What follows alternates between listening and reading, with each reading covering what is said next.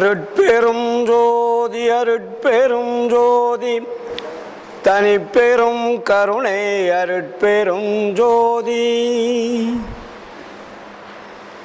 நினைந்து நினைந்து உணர்ந்து உணர்ந்து நெகிழ்ந்து நெகிழ்ந்து அன்பே நிறைந்து நிறைந்து ஊற்றெழும் கண்ணீரதனால் உடம்பு நனைந்து நனைந்து அருள் அமுதே நன்னிதியே ஞான நடத்தரசே என்னுரிமை நாயகனே என்று என்னுரிமை நாயகனே என்று வனைந்து வனைந்து ஏத்ததும் நாம் வம்மின் உலகியலி மரணமிலா பெருவாழ்வில் வாழ்ந்திடலாம் கண்டி புனைந்துரையேன் பொய் புகழேன் சத்தியம் சொல்கின்றேன் புனைந்துரையேன் பொய் புகழேன் சத்தியம் சொல்கின்றேன் பொற்சபையில் சிற்சபையில் புகும் தருணம் இதுவே புகும் தருணம் இதுவே புகும் தருணம் இதுவே அருட்பெரும் ஜோதி அருட்பெரும் ஜோதி தனிப்பெரும் கருணை அருட்பெரும் ஜோதி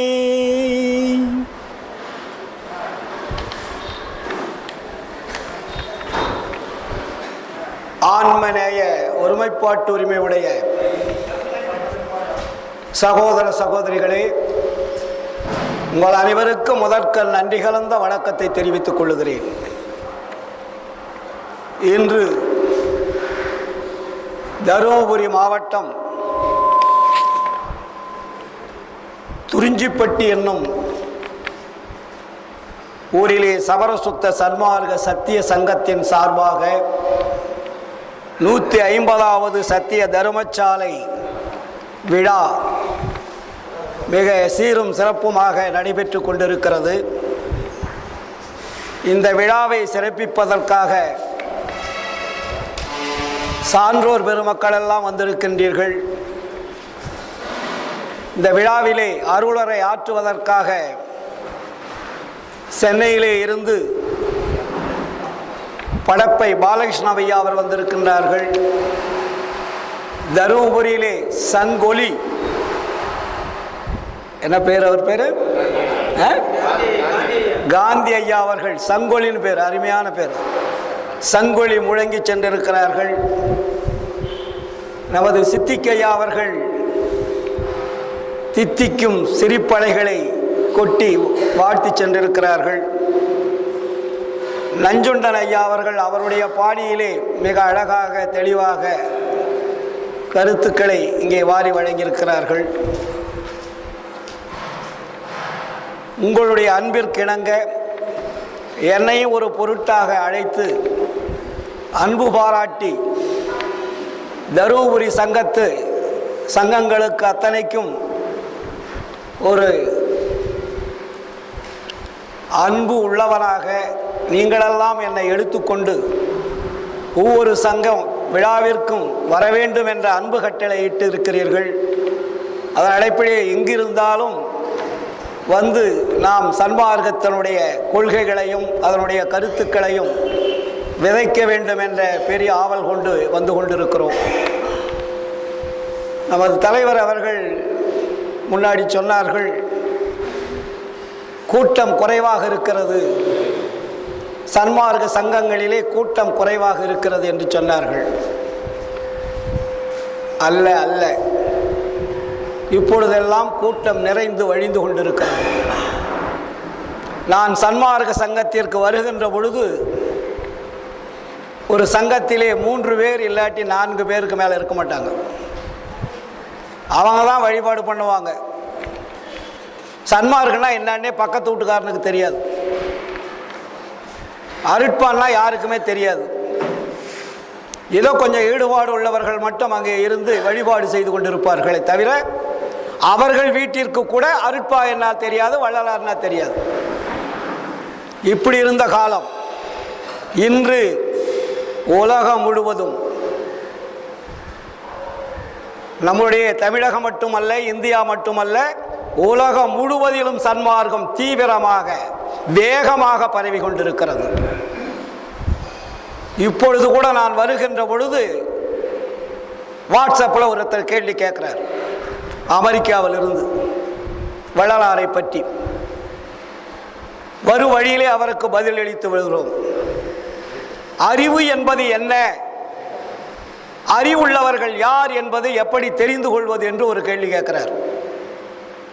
மனிதன் இப்பொழுது எங்கோ சென்று கொண்டிருக்கிறான், ஆராய்ச்சியிலே சென்று கொண்டிருக்கிறான், அறிவுபூர்வமான சிந்தனையிலே சென்று கொண்டிருக்கிறான். அவர் கேட்கிறார், அறிவுள்ளவன் என்று எப்படி அறிந்து கொள்வது? எல்லோரும் அறிவை பற்றி பேசிக் கொண்டிருக்கிறோம், அறிவு அறிவு என்று சொல்லிக் கொண்டிருக்கிறோம். ஆனால் அறிவு யாரிடத்திலே இருக்கிறது, அது எங்கே இருக்கிறது, எப்படி இருக்கிறது, எப்படி அதை தெரிந்து கொள்வது என்பதை கேள்வியாக கேட்கிறார். நமக்கு முன்னாடி, வள்ளலாருக்கு முன்னாடி தோன்றியவர்களும் அறிவாளிகள் தான், வள்ளலாரும் அறிவுள்ளவர் தான், மக்களும் அறிவுள்ளவர்கள் தான். எல்லோருக்கும் அறிவை கொடுக்கக்கூடிய சக்தி உள்ளவர் தான் கடவுள். அதில் யாருக்கும் மாற்று கருத்திற்கு இடமில்லை. ஆனால் அறிவு விளக்கம் எங்கே இருக்கிறது, அதுதான் முக்கியம். அறிவு இருக்கிறது, அறிவு விளக்கம் என்பது எங்கே இருக்கிறது, இது ரொம்ப முக்கியம் இல்லையா? அப்போ எல்லா ஞானிகளுமே அறிவுள்ளவர்கள் தான், அறிவு விளக்கம் உள்ளவர்கள் தான். அறிவு பூரணம் பெறவில்லை. அறிவு விளக்கம் என்பது வேறு, அறிவு பூரணம் என்பது வேறு. அறிவு ஏகதேசம் என்பது வேறு, அறிவு பூரணம் என்பது வேறு. வள்ளலார் அங்க தெளிவுபடுத்துகிறார். அதனால்தான் வள்ளலார் சொல்றாரு, வானிருக்கும் பிரம்மர்களும் நாரணரும் பிறரும் மாதவம் வண்ணாட் புரிந்து மணிமாட நடுவே தேனிருக்கும் மலரண மேல் பழிக்கரையினூடே திருவடி சேர்த்து அருள்க என செப்பி வரிந்திடவும் நான் இருக்கும் குடிசையிலே வழிந்து நுழைந்து என் ஊனிருக்கும் குடிசையிலும் உள்ளும் நுழைந்தனையே அப்படின்றார். பல கோடி ஆண்டுகளாக, பல்லாயிரம் ஆண்டுகளாக இறைவனை நினைத்து அறிவுபூர்வமாக சிந்தித்து அறிவை அறிவாலை அறிகின்ற உணர்வுகளை கொண்டு ஏங்கிக் கொண்டிருக்கிறார்கள். யாரு? பிரம்மா, விஷ்ணு, சங்கரன், மகேஸ்வரன், சதாசிவன் போன்றவர்களும், கர்மசித்தர், யோக சித்தர் போன்றவர்களும். ஆனால் இறைவன் அங்கே செல்லவில்லை. எங்கே வருகிறார் இறைவன்? அவர்கள் இறைவனையும் பார்க்கவில்லை, அதே இறைவன் அங்கு செல்லவும் இல்லை. அப்போ இறைவன் எங்கே செல்லுகிறார்? சித்தி விழாக திருமாலிக்கு வருகிறார். நான் இருக்கும் குடிசையிலும் வழிந்து நுழைந்தனையே. பல்லாயிரம் ஆண்டுகளாக தவம் செய்து கொண்டிருக்கிறார்கள். அவர்களுக்கெல்லாம் அவருடைய திருவுருவை காட்டாமல் உணர்வுகளை மட்டும் கொடுத்து கொண்டிருக்கிறாரே தவிர திருவுருவை காட்டவில்லை. உணர்வு என்பது வேறு, திருவுரு காட்டுவது என்பது வேறு. நம்ம புரிஞ்சுக்கணும். உணர்வு என்பது ஒரு ஒளியினுடைய பிரகாசம் போன்றது. ஆனால் ஒளி என்பது காண்பது, நேருக்கு நேராக காண்பது. பிரகாசம் என்பது கதவை சாத்தி விட்டால், ஜன்னலை சாத்தி விட்டால், விளக்கு அங்கே வைத்தால் பிரகாசம் வெளியே வரும், விளக்கு தெரியாது. ஆனால் அந்த விளக்கையே கண்டவர் வள்ளலார், அந்த ஜோதியை கண்டவர் வள்ளலார். அந்த ஜோதியினுடைய பிரகாசம் என்பது உணர்வு. உணர்வை கண்டார்கள், உண்மையை காணவில்லை. ஆனால்தான் வள்ளல் பெருமான் இங்கே அறிவுக்கு விளக்கம் சொல்லுகின்ற பொழுது, அறிவை அறிவால் அறிகின்ற பொழுது அனுபவமாகின்றது. தெருளாலே பிரிவாலே தெரியாது தெரியும் திருவருள் உருவம் என்று அறியாயோ மகனே ஒரு வழியில் போட்டார். அப்ப அருள் என்பது அறிவாலே அறிவு அறிகின்ற பொழுது அருள் என்ற தோற்றம் கிடைக்கும். அப்ப அருளை கொண்டு அருளை தேட வேண்டும்ன்றார். முதல் அறிவை கொண்டு அருளை தேடணும், இரண்டாவது அருளை கொண்டு அருளை தேடணும். அருளாலே அருளினை அறிகின்ற பொழுது அனுபவமாகின்றது என்னடி தாயே, செறிவாலே பிரிவாலே தெரியாது தெரியும் திருவருள் நடனம் என்று அறியாயோ மகளே. அருளை கொண்டு அருளை அறிகின்ற பொழுது திருவருள் நடனம் என்பது அப்பொழுதுதான் தெரியும். திருவருள் நடனத்தை யார் புரிந்து கொள்ளுகிறார்களோ, யார் அறிந்து கொள்ளுகிறார்களோ அவர்கள் மட்டும்தான் கடவுளை காண முடியும். அப்போ அது கேட்டாரு, விளக்கம் சொல்லிட்டு அப்புறம் ஒன்று எழுதினேன். இப்போ நான் ஈரோட்டிலிருந்து தருமபுரிக்கு வரும்போது நடக்கக்கூடிய செய்தி. இங்கே வருகின்ற பொழுது அவர் கேட்டார், அப்போ அறிவுள்ளவன் யார் அப்படின்னு ஒரு கேள்வி கேட்டார். தமிழை கற்றுக்கொண்டவனும் தமிழை கற்றுக்கொண்டவனும் தமிழை உணர்ந்தவனும் திருவருட்பாவை படிப்பவனும் அருட்பெருஞ்சோதி ஆண்டவர் ஒருவர் தான் கடவுள் என்பதை உணர்கின்றவன் எவனோ அவன் தான் அறிவாளி. என்ன பயங்கரமான அதுக்கு பதில் வந்துகிட்டே இருக்கு. போன பார்த்தா தெரியும் எத்தனை வந்திருக்குன்னு. அறிவுள்ளவன் யாரு? தமிழை கற்றுக்கொண்டவன், அருட்பெருஞ்சோதி யார் என்பதை உணர்ந்தவன், திருவருட்பாவை முழுமையாக படித்தவன் அறிவாளி. அப்ப மற்றவர்கள் எல்லாம் அறிவில்லையா என்ற கேள்விகள் கணைகள் வந்து கொண்டே இருக்கிறது. அதற்கு பதில் கொடுத்து கொண்டே இருக்கிறோம். ஏனென்றால் இன்று கேள்விகள் கேட்பதற்கு நாட்டிலே ஆயிரக்கணக்கான லட்சக்கணக்கான மக்கள் விழித்துக் கொண்டிருக்கிறார்கள். அவருடைய விழிப்பான கேள்விகளுக்கு பதில் சொல்லக்கூடிய தகுதி சன்மார்க்கிகளுக்கு இருக்க வேண்டும். எந்த இடத்தில் எதை கேட்டாலும் எடுத்துச் சொல்லக்கூடிய ஆற்றல் இருக்க வேண்டும், அனுபவம் இருக்க வேண்டும். சன்மார்க்கம் வெகு வேகமாக பரவி கொண்டிருக்கிறது. நஞ்சுண்டையா சொன்னார், சன்மார்க்கத்தை உண்மையாக விதைக்கின்ற பொழுது, அதனுடைய கருத்துக்களை சொல்லுகின்ற பொழுது மக்கள் வருவார்கள். இதுவரையில் நாம் மக்களுக்கு சரியான முறையிலே விதைக்கவில்லை, ஆதலால் அவர்கள் வரவில்லை. உண்மை அறிந்துவிட்டால் யாராவது விடுவார்களா? உண்மை யாருக்கும் தெரியாது. கரை உரைத்த கற்பனையை நிலையென கொண்டிருந்தார்கள். அதிலே கண்மூடி பழக்கமாக வாழ்ந்து கொண்டிருந்தார்கள். அதனால் அறிவு விளக்கம் இல்லாமல் வாழ்ந்து கொண்டிருந்தார் மக்கள். அதனாலதான் வள்ளலார் சொன்னார், கரை உரைத்த கற்பனையை நிலையென கொண்டாடும் கண்மூடி வழக்கமெல்லாம் மண்மூடி போக. அப்ப என்ன வேணும்? நிலை ஒரு சன்மார்க்கம். சன்மார்க்கம் என்பது நிலையானது, அது இறைவனால் தோற்றுவிக்கப்பட்டது. தலைவர் சொன்னார், சன்மார்க்கம் என்பது முன்னாடி இருக்கிறது, புத்தர் சன்மார்க்கத்தை ஆரம்பித்தார் என்று சொன்னார். சன்மார்க்கம் பண்டைய காலம் ஒன்று இருக்கிறது. சன்மார்க்கம் என்ற வார்த்தை ஆமா, சங்கங்கள் இருக்கிறது. வள்ளலார் என்ன சொன்னாரு? வேத சன்மார்க்கம் ஆரம்பிச்சார் ஃபர்ஸ்ட். அதுக்கப்புறம் ஷடாந்த சன்மார்க்கம் ஆரம்பிச்சாரு. வேதங்களிலே சன்மார்க்கம் இருக்கிறது. வேதங்களுடைய முடிவு வேத சன்மார்க்கம். அதனால்தான் 6 அந்தங்களிலே சன்மார்க்கம் இருக்கிறது. இன்னாந்தம், நாதாந்தம், வேதாந்தம், கலாந்தம், சித்தாந்தம், போகாந்தம், நாதாந்தம், அங்கேயும் சன்மார்க்கம் இருக்கிறது.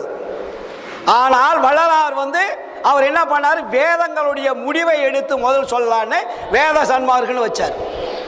அவர் ஆண்டவர் பார்த்தாரு, ராமலிங்கம் கொஞ்சம் பொறுப்பா, இதற்கு மேல படி இருக்கிறது, அவசரப்படாதேன்னாரு.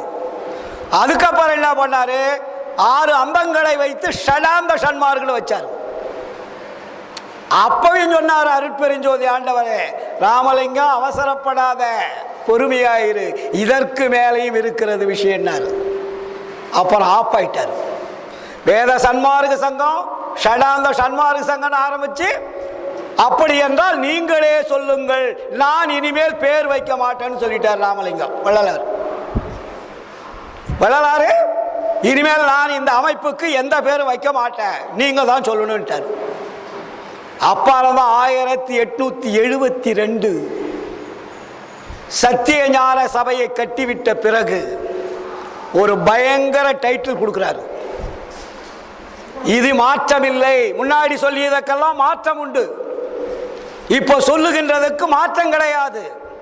அதனால் அதுக்கு டைட்டில் எப்படி கொடுக்கிறார் பாருங்க. அந்த வார்த்தையில சத்திய ஞான சபை விளக்க பத்திரிகைகளை படிச்சு பாருங்க, அந்த வார்த்தைக்குள்ள 1000 விஷயங்கள் உள்ளே இருக்கும். இனிமேல் அந்த வார்த்தையை போடுறாரு, இனிமேல் சங்கத்திற்கு சமரச சுத்த சன்மார்க்க சத்திய சங்கம் என்று பெயர் வழங்குதல் வேண்டும். ஸ்டாப் பண்ண ஒரு அழுத்தம். அடுத்தது சாலைக்கு சமரச சுத்த சன்மார்க்க சத்திய தர்மசாலை என்று பெயர் வழங்குதல் வேண்டும். அழுத்தம். அதுக்கப்புறம் என்ன சொல்றாரு? சபைக்கு சமர சுத்த சன்மார்க்க சத்திய ஞான சபை என்று பெயர் வழங்குதல் வேண்டும். இதான் டைட்டில். இது மாற்றம் இல்லாதது. ஏன்?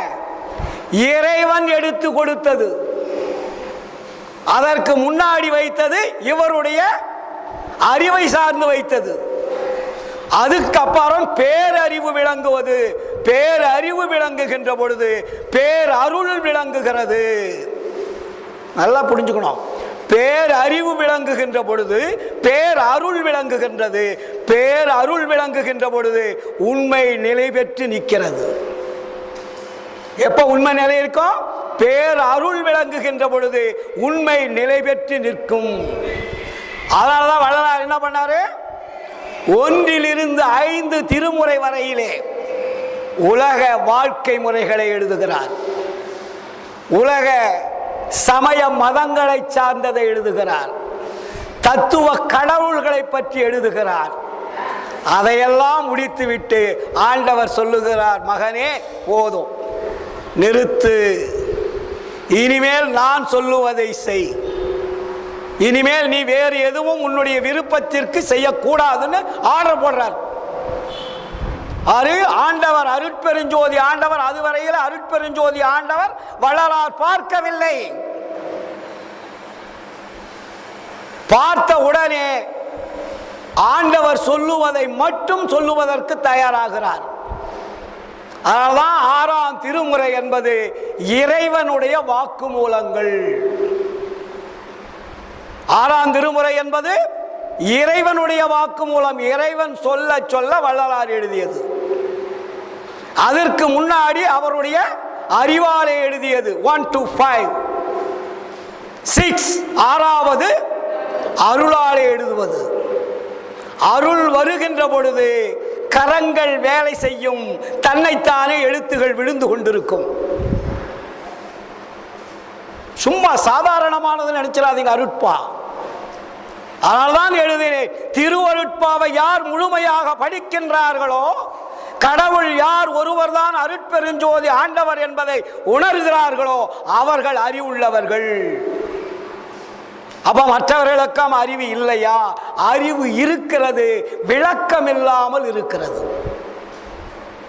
அறிவு தெளிவு என்பது வேறு, அறிவு மழுங்கி மறைந்திருப்பது என்பது வேறு. அறிவுக்குள்ள இவ்வளவு வேலைகள் இருக்கிறது.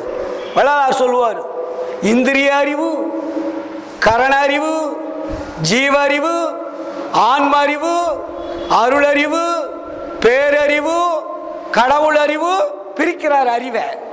அப்ப நம்ம எந்த அறிவில் இருக்கிறோம்? இந்திரிய அறிவில் கூட இல்லை. இந்திரியங்களை கட்டுப்படுத்துகின்ற பொழுது அதற்கு இந்திரிய அறிவு என்று பெயர். கரணங்களை கட்டுப்படுத்துகின்ற பொழுது அதுக்கு கரண அறிவு என்று பெயர். ஜீவனை அழிக்காமல் பாதுகாக்கின்ற பொழுது அதற்கு ஜீவ அறிவு என்று பெயர். ஆன்மா உடம்பை விட்டு வெளியேறாமல் பாதுகாக்கக்கூடிய அறிவு விளங்குகின்ற பொழுது அதற்கு ஆன்ம அறிவு. இந்த 4 அறிவையும் ஒருங்கே இணையக்கூடிய அறிவு அருளறிவு. இந்த அருளறிவு விளக்கமாகின்ற பொழுது உடம்புக்கு ஆபத்தில்லை, உயிருக்கு ஆபத்தில்லை, நீங்கள் எதை பற்றியும் கவலைப்பட வேண்டிய அவசியம் இல்லை. மக்களுக்கு எடுத்து சொல்லணுங்க. பாடல் படித்து விட்டால் மட்டும் பத்தாது. நமக்கு கிடைத்த அனுபவங்களை மக்கள் மத்தியிலே விதைகளாக விதைக்க வேண்டும். அது செடிகளாக, கொடிகளாக, மரங்களாக பூத்து காய்த்து படுத்து குலுங்க வேண்டும். அந்த படத்தினுடைய விதைகள் உலகம் முழுவதும் பரவ வேண்டும். எல்லா இடங்களிலும் அது விதைகள் முளைக்க வேண்டும். அதுதான் சன்மார்க்கத்தினுடைய டெவலப்மெண்ட். கூட்டம் கூடி பேசுவதில் அல்ல, ஒவ்வொரு மனிதனும் தன்னுடைய வாழ்க்கையில் அனுபவிக்க வேண்டும். இது அனுபவ வாழ்க்கை, பேசக்கூடியது அல்ல. ஒவ்வொரு தனி ஜீவனும் அனுபவிக்க வேண்டியது. இதைத்தான் வள்ளலார் நமக்கு சொன்னார். இந்த பாடலிலே, ஞான சரிகை என்ற 28 பாடலிலே முதல் பாடல் என்ன வைத்தார்? நினைந்து நினைந்து உணர்ந்து உணர்ந்து நெகிழ்ந்து நெகிழ்ந்து. அந்த வார்த்தைகளை பாருங்கள், சாதாரணமாக நினைக்காதீர்கள். எதை உணர வேண்டும், எதை நினைக்க வேண்டும், எதை பற்றி நெகிழ வேண்டும், எப்படி உங்களை மாற்றிக்கொண்டால் மரணமிலா பெருவாழ்வு வாழ முடியும். அப்பொழுது எங்கே ஒரு நிதியை போட்டார் உள்ளே. அதிலே அந்த பாடல் வரும்போது ஒரு நிதி என்ற வார்த்தையை போடுறார். என்ன நிதி அது? நன்னிதியே. காந்தியா போடுறார் இல்லையா உள்ள? அதில் என்ன நிதி? நன்னிதி. அருளமுதே, அதோட நிறுத்திடலாம் இல்லையா? நன்னிதியே, ஞான நடத்தரசே, என் உரிமை நாயகனே. என் உரிமை நாயகன்னா என்ன சார்? ரொம்ப அட்டாச்மெண்ட், பிரிக்க முடியாத லவ், யாராலையும் பிரிக்க முடியாத அன்பு, பிரிக்க முடியாத பாசம். அதுதான் என் உரிமை நாயகன். ஒரு கணவன் மனைவியும் பிரிக்க முடியுமா? ஒரு அன்புள்ள கணவன் மனைவி எத்தனை கோடி செலவு பண்ணாலும் பிரிக்க முடியாது. அதுபோல இறைவனை நாம் பிரியாமல் பிடித்துக் கொள்ளக்கூடிய தகுதியை வர வைத்துக் கொள்ள வேண்டும். ஏனென்றால் நமக்கு உரிமை உள்ளவர் அவர்.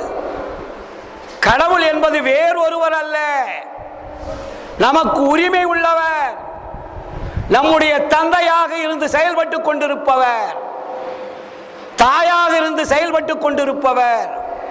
அதனால் நமக்கு நெருங்கிய உணர்வும் உரிமையும் உடையவர். அதனால்தான் அடுத்த பாடலிலே போடுவார், தாயாகி தந்தையுமாய் தாங்குகின்ற தெய்வம். உங்களை எப்படி தாங்கிக் கொண்டிருக்கிறது?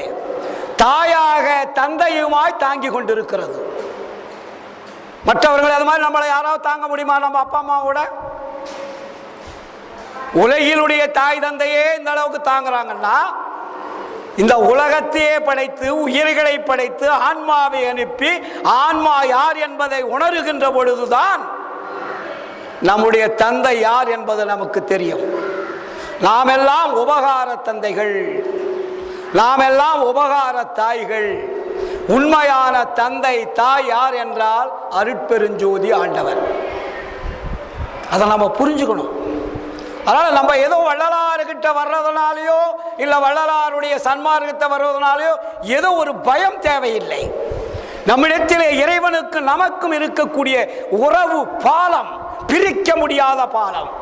மற்றவர்கள் சொல்லியதெல்லாம் பாதியோட விழுந்து போகின்ற பாலம். சன்மார்க்கம் என்பது பிரிக்க முடியாதது, அழிக்க முடியாதது, உடைக்க முடியாதது, ஒடுக்க முடியாதது. அதனால்தான் சன்மார்க்கம் என்பது இறைவனுடைய மார்க்கம். இது ராமலிங்க சாமி வள்ளலார் சொன்ன மார்க்கம் நினைச்சிடாதீங்க. என் மார்க்கம் இறப்பொழிக்கும் சன்மார்க்கம். இது இறைப்பை ஒழிக்கக்கூடிய மார்க்கம் சன்மார்க்கம். இந்த மார்க்கத்தை உலக மக்களுக்கு அறிமுகப்படுத்த வேண்டும், உலக மக்களுடைய அறிவை விளக்க வேண்டும் என்பதற்காகத்தான் இறைவன் வள்ளலாரை தேர்வு செய்து அனுப்புகிறார். அவரு சித்திகையா சொன்னார்ல, வள்ளலார் எப்படி வந்தார் இந்த உலகத்திற்கு? தாயினுடைய கருவறையிலே இருந்தாரே தவிர தந்தையினுடைய சுக்கிலத்திலே அவர் செல்லவில்லை. ரொம்ப சீக்ரெட் அதெல்லாம். அதுக்குதான் அவர் சொன்னார்ல, நான் சொல்லியதாக அவர் சொன்னார் இல்லையா, சம்பு பட்சன்னு பேரு. வாக்கால் சொன்னவுடன் கருதரிப்பது. இறைவன் நேரடியாக வந்து வாக்கால் சொன்ன உடனே கருதரிப்பதற்கு பேர் சம்புபட்சம். அதுக்கு மேல ஒண்ணு இருக்கு, நினைத்தால் கருதரிப்பது. அது செய்யக்கூடாது. கடவுளுக்கு அவ்வளவு பெரிய ஆற்றலாம் உண்டு. அவர் என்ன வேணாலும் ஒரு செகண்ட் பஞ்சபூதங்களை ஒண்ணும் இல்லாதவே பண்ணலாம். உங்களை அத்தனை பேர் இந்த பறந்து விரிந்து கிடக்கக்கூடிய இந்த உலகத்தை அவர் நினைத்தால் இந்த அணுக்கள், கிரகங்கள், அண்ட விரிவுகள், பஞ்சபூதங்கள், மாயைகள் எல்லாம் ஒன்றும் இல்லாமல் ஒன்றோட ஒன்று அப்படியே சுருங்குடலாம் சுருங்கிடும். எப்படி பறந்து விரிந்து கிடக்கிறது, கடவில் அளவில் அடங்காட முடியாத அளவிற்கு இந்த உலகம் இருக்கிறது. இதுபோல் பல கோடி அண்டங்கள் இருக்கிறது. இது ஒரு அண்டமா? இந்த ஒரு அண்டத்தை பார்த்தே நம்மால் அளவு சொல்ல முடியவில்லை. இதுபோல் பல கோடி அண்டங்களை தன்னைத்தானே இயங்க வைத்துக் கொண்டிருப்பவர் தான் அருட்பெருஞ்சோதி ஆண்டவர். அதைத்தான் வள்ளலார் மிக தெளிவாக சொல்லுகிறார். அண்டமெல்லாம் பிண்டமெல்லாம் உயிர்களெல்லாம் பொருள்களெல்லாம் கொண்டு கொண்டு மேலும் கொள்வதற்கு இடம் கொடுத்து கொண்டே சலிப்பின்றி அகண்டமதாய் அதுவும் கடந்த தனிவெளியாய் அதுவும் கடந்த தனிவெளியாய் ஒன்றகு சிற்றம்பலத்தே ஓங்குகின்ற தனிக்கடவுள் ஒருவர் உண்டே கண்டீர். யாராவது பார்த்திருக்காங்களா? யாரும் பார்க்கல. தத்துவங்களை கடவுளாக வைத்திருக்கிறார்கள். ஒரு தத்துவத்துக்கு ஒரு சக்தி இருக்கிறது. பஞ்சபூதங்களை பஞ்ச கர்த்தாக்களாக வைத்திருக்கிறார்கள். மாயையை சாத்தான் என்றும் சைத்தான் என்று பெயர் வைத்திருக்கிறார்கள். மாயை நமக்கு முக்கியமான ஒரு பொருள். நமக்கு சாதகமானது மாயை. மாயையில் நீங்கள் அன்பு கொள்ளவில்லை என்றால் ஆண்டவரையே காட்டாது இந்த மாயை நமக்கு. அருட்பெருஞ்சோதி ஆண்டவர் யார் என்பதை காட்டுவதே மாயைதான். இது ஞாபகத்தை வச்சுங்க. இந்த உடம்பை கட்டி கொடுத்தது மாயைதான். உடம்புக்குள் இருப்பது ஆன்மாவை இறைவன் கொடுத்தார். இந்த உலகத்திற்கு வாழ்வதற்கு உடம்பை கொடுத்தது மாயை. அதனால் தான் வள்ளலார் சொல்லுவார், மாயையாய் கலங்கி வருந்திய போதும் வள்ளல் உன் தன்னையே நினைத்து உன் சாயையாய் பிறரை பார்த்தனே அல்லால் தலைவாவேர் எண்ணியதுண்டோ. தூய பொற்பாதம் அறியனான் அறியேன், துயரினி சிறிதுமிங்கு ஆற்றேன். நாயகா பொறுத்தது போதும், நன்றொருள் புரிவது உன் கடனே. நீங்கள் ஜீவகாருண்யம் எதற்காக செய்ய வேண்டும்? உயிரிடத்திலே அன்பு காட்ட வேண்டும். உயிர்களிடத்திலே அன்பு காட்டுகின்ற பொழுது உயிர்களை தாங்கும் உடம்பை படைத்த மாயை உங்களிடத்திலே அன்பு காட்டும். உங்களுடைய அன்பு எங்கே செல்லுகிறது? பஞ்சபூதங்கள் விரிந்து செல்லுகிறது. மாயையினுடைய ஆதிக்கத்திற்கு செல்லுகிறது. அந்த மாயை தான் நமக்கு வழிகாட்டுகிறது. மாயை என்னும் பெண் பிள்ளை நீ பெற்ற உடம்பு இது. வள்ளலார் சொல்றார், நான் சொல்லல. பெருமாயை என்னும் பெண் பிள்ளை நீ கொடுத்த உடம்பு இது. இதை சாகாத சுத்த உடம்பாக மாற்றுகின்றேன். உன்னுடைய உபசரிப்பு ஓர் அணுத்துணையும் வேண்டாம். ஏன்? அருட்பெருஞ்சோதி ஆண்டவர் எனக்கு உபகரிக்கின்றது. நீ இதுவரை என்னை உபகரித்துக் கொண்டிருந்தாய், இப்பொழுது நேரடி தொடர்பு வைத்துக் கொண்டிருந்தால் உன்னுடைய உதவி எனக்கு வேண்டாம். ஆதலால் நீ அமைதியாக இரு. மாயை பார்க்கிறது. என்ன இது? நாம் படைத்தோம், உடம்பை கொடுத்தோம், உடம்புக்கு வேண்டிய அவங்களை கொடுத்தோம், தினமும் அதற்குண்டான வாடகையை வாங்கி கொண்டிருக்கிறோம். 3 வேளையும் உணவு கொடுப்பது தான் வாடகை. நம்முடைய உடம்புக்கு வாடகைன்னா, நான் போன மாதம் மீட்டிங்கில் கூட பேசியிருக்கேன் தருமபுரியில். இந்த உடம்பிற்கு இது வாடகை வீடு. இந்த வீட்டில் குடியிருக்கிறது ஆன்மா. அந்த குடியிருக்கும் வீட்டிற்கு நீங்கள் கொடுக்கக்கூடிய வாடகை பிண்டம், உணவு. அந்த உணவை வசூல் பண்றது தான் வாத பித்த சிலோத்துமங்கள் என்று சொல்லக்கூடியது. உணவை வசூல் பண்ணக்கூடிய ஏஜென்ட்டுகள். ஆன்மாவுக்கு 3 மனைவி இல்லையா? ஆன்மாவுக்கு எத்தனை மனைவி தெரியுமா? 3 மனைவி. முதல் மனைவி ஆணவம். அந்த மனைவிக்கு பிறந்த குழந்தை உயிர். ஞாபகம் வச்சுங்க. முதல் பொண்டாட்டிக்கு பிறந்த குழந்தை எது? உயிர். 2வது மனைவி யார் சார்? மாயை. 2வது மாயை. மாயைக்கு பிறந்த குழந்தை எத்தனை? 4. அதுதான் மனம், புத்தி, சித்தம், அகங்காரம். 2வது பொண்டாட்டிக்கு எத்தனை? 4. 3வது பொண்டாட்டி தான் கண்மம். கண்மம்னா நீங்க ஏதோ விஷம் நினைச்சுக்கிட்டு இருக்கிறீங்க. கண்மம் என்பது நீங்க செய்யக்கூடிய ஒரு செயல்களுக்கு பேரு கண்மம். அப்ப கண்மத்துக்கு எத்தனை குழந்தைங்க? 3. அதான் வாத பித்த சிலோத்துமம். இந்த 3 பேர் தான் நீங்க செய்யக்கூடிய செயலுக்கு, இந்த உலகத்தில் வாழ்வதற்கு வாடகை வாங்கிட்டு இருக்குது டெய்லி. அந்த டெய்லி நீங்க வாடகை கொடுக்கலாம், என்னவா?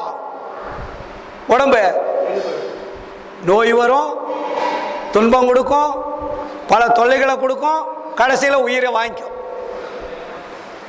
டெய்லி 3 வேளை நீங்க வாடகை கொடுக்கணும். இதை வள்ளலார் என்ன பண்றாரு? வாடகை கொடுக்காமல் வாழ்கிறார். நம்ம வாடகை கொடுத்து வாழணும்.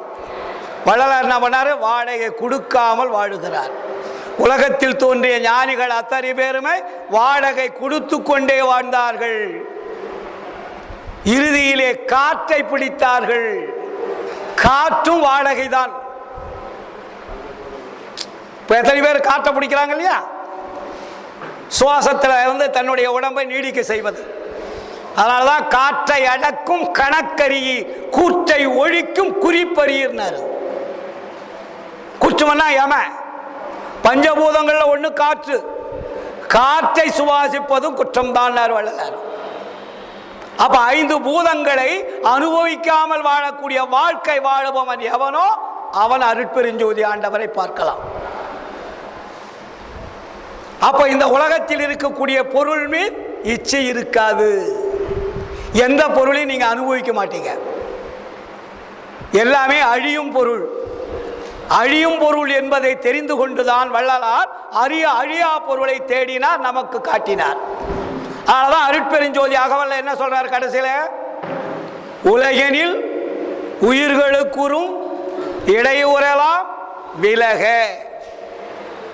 நீங்க உலகத்தில் இருக்கக்கூடிய உயிர்களுக்கு வரக்கூடிய துன்பங்களை விலக வேண்டுமானால் என்ன செய்யணுமா? உலகினில் உயிர்களுக்குறும் இடையூறலாம் விலக நீ அடைந்து விளக்குக. நீ அடையாம சொன்னேனா சக்சஸ் ஆகாது. நீ அடைந்து விளக்குக, மகிழ்க. அப்பதான் என்ன வருமா?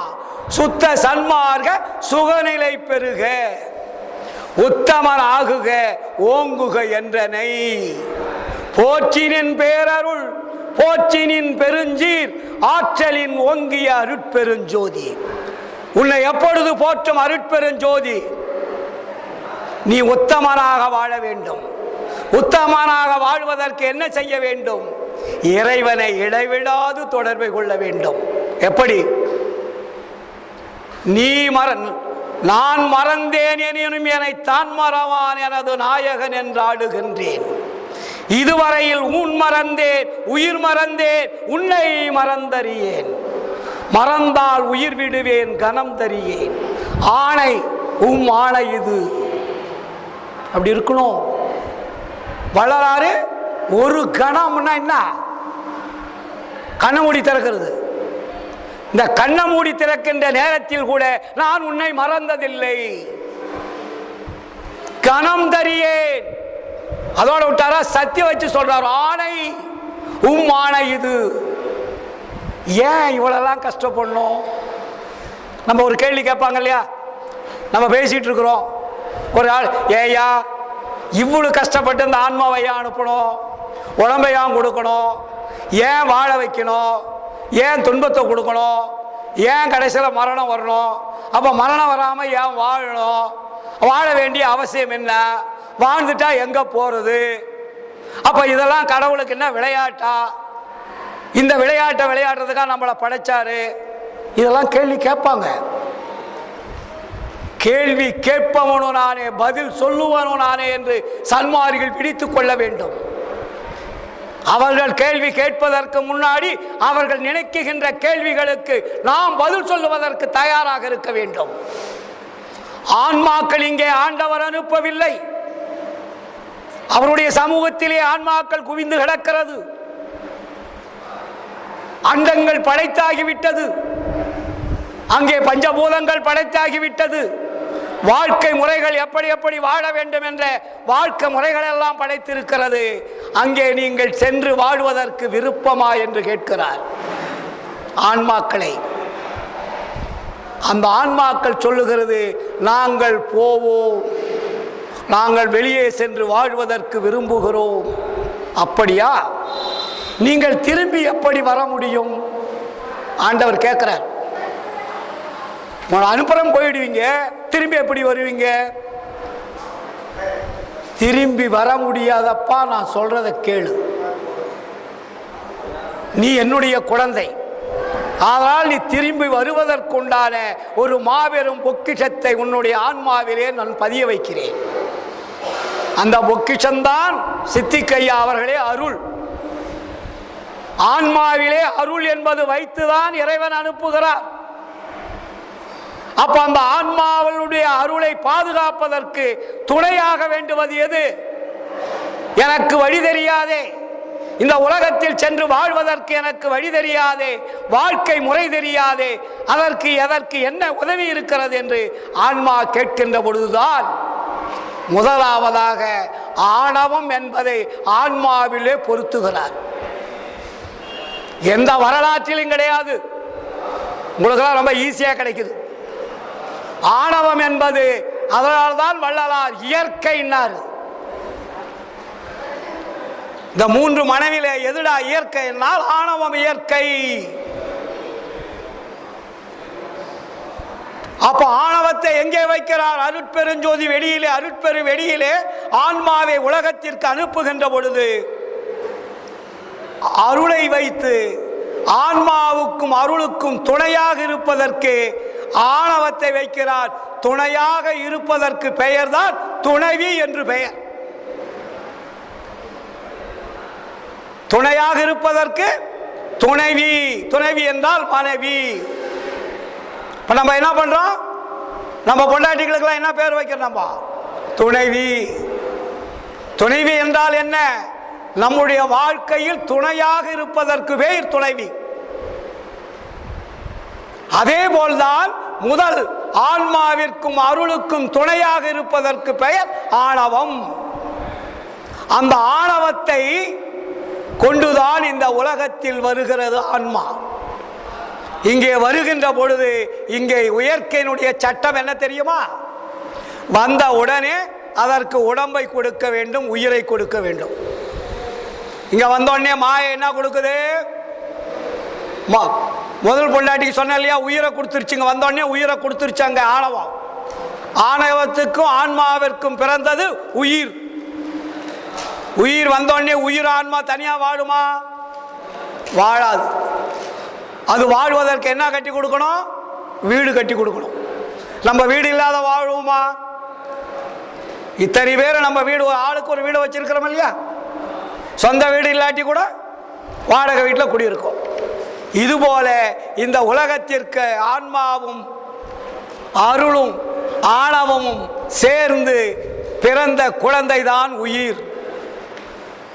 இந்த உயிர் வந்தவுடனே மாயை என்ற அந்த நிர்வாகித்தான் பஞ்சபூதங்களை வைத்து 7 அணுக்களை வைத்து இந்த உடம்பு கட்டி கொடுக்கப்படுகிறது. இந்த உடம்பு கட்டி கொடுக்கக்கூடிய இடம்தான் இருட்டறை, டார்க் பிளாக் ரூம்.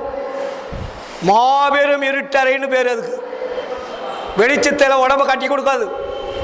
தாவரங்களாக இருந்தாலும் மனிதர்களாக இருந்தாலும் தேவர்களாக இருந்தாலும் யாராக இருந்தாலும் வெளிச்சத்தில் ஒரு வீடு கட்டி கொடுக்க முடியாது உயிரை வச்சு. எல்லாமே மறைவு, இருட்டறையில் தான். தாவரமும் அப்படிதான், கடல் இருக்கிற மீனாக இருந்தாலும் அப்படிதான், புல்லு பூண்டாக இருந்தாலும் அப்படிதான், மிருகங்களாக இருந்தாலும் தான், பறவைகளாக இருந்தாலும். அதனால தான் அதுக்கு இருக்கின்ற இடத்திற்கு பேர் என்ன?